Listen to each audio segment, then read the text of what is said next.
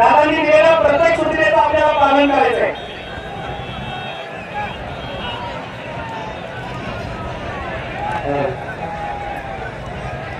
हे इथं उभा राहिलेले सर्वच्या सर्व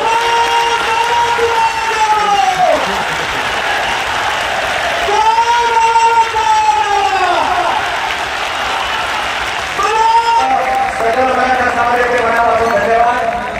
आता इथे शांतता पाहिजे. आता केवळ शांतता पाहिजे. कात्री पहिली तरी आवाज झाला पाहिजे.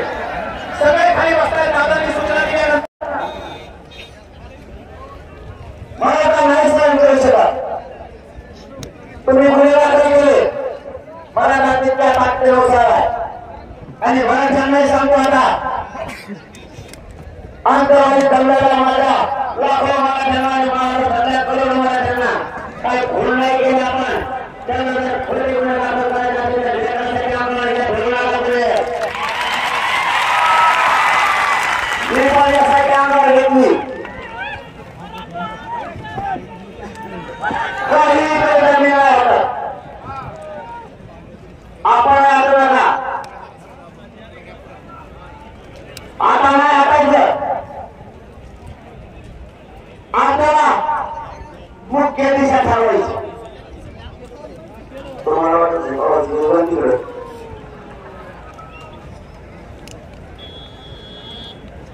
पर्यायानं मराठ्यांना नाराज झाला आणि जे करायचं नाही ते करायची वेळ सरकारनं मराठ्यांवरती आली.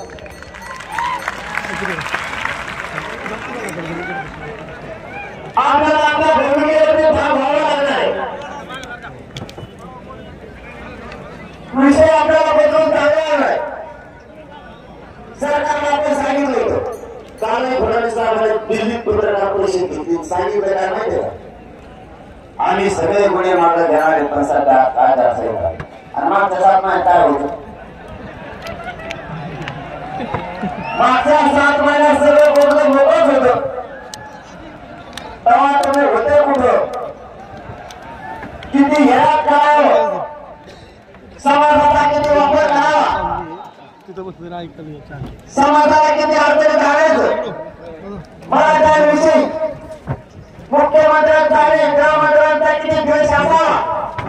मुख्यमंत्र्यांना कधी माया नाही आम्ही. तुम्ही कोणत्या पक्षावर कुंकर गेला आम्हाला नाही दिलं गेलं परंतु सगळ्या माणसाला शिंदे साहेब करू शकतो. तुम्ही सुद्धा आमच्या विरोधात विधान भवनात ठरवली आणि करेक्ट कार्यक्रम म्हणून सांगितलं. शिंदे साहेबांनी मराठा समाजाला खूप प्रेम केलाय. तुम्ही विनाकारण मराठ्यांच्या नेतृत्वात शिंदे साहेब उतरायला लागले. काही गरज नसताना तुम्ही मराठ्यांची लाट अंगावरती घेतली. मी माझ्या मराठा समाजाला सांगायचो आरक्षण देतील तर शिंदे साहेबच. माझ्या मराठ्यांनी विश्वास ठेवला होता. सगळ्या सोयींची अंमलबजावणी करायला आचारसंहितेच्या अगोदर कॅबिनेट तुम्ही घेतली. तिथे काही नाही केलं. फडणवीस साहेबांनी सुद्धा सांगितलं होतं की होईल आम्ही बसतोय. आचारसंहिता लागली म्हणजे कॅबिनेट अशी बोलायला गेली. कोणी मिठाचा खडा टाकला माहित नाही. तीही होऊन दिली. तुम्हाला शेवटचं सांगतो आरक्षणावर टाकायचे उन्हात तर करा. मी 7 महिन्यापासून उन्हात करतोय. आपली वाशिमची मुलगी आहे मला मेसेज दाखवलाय. तिथे 21वी रँक आली होती. ती कुठेतरी मंडळ अधिकारी किंवा नायब तहसीलदार झाली. तिच्या नशिबाने दुसऱ्या दिवशी तिला प्रमाणपत्र मिळालं. पण ते लेकरू 21व्या रँक वरून डायरेक्ट 2 रँक लागली आणि IAS दर्जाचे अधिकारी होती.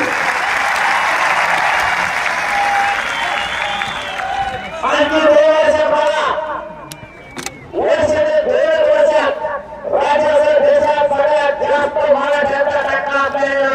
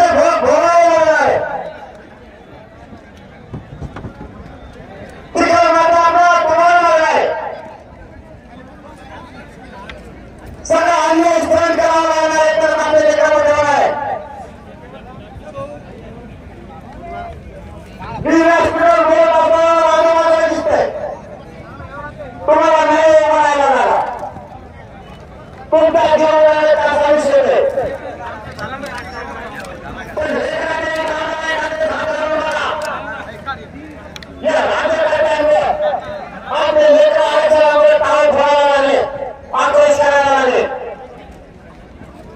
मिळेल ती मिळवणारा जागा पूर्ण फुल झाली, पण पर्यायी आपल्या पुढे काही नाही.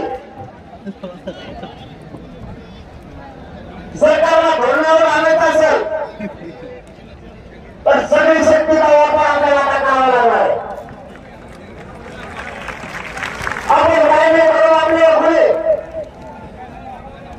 गोरगरिबांचे लेकर बनवायला लागले आणि फडणवीस साहेबांनी 10% आरक्षण दिलं. या आरक्षणाचा उपयोग या नोकर भरतीत करता येत नाही.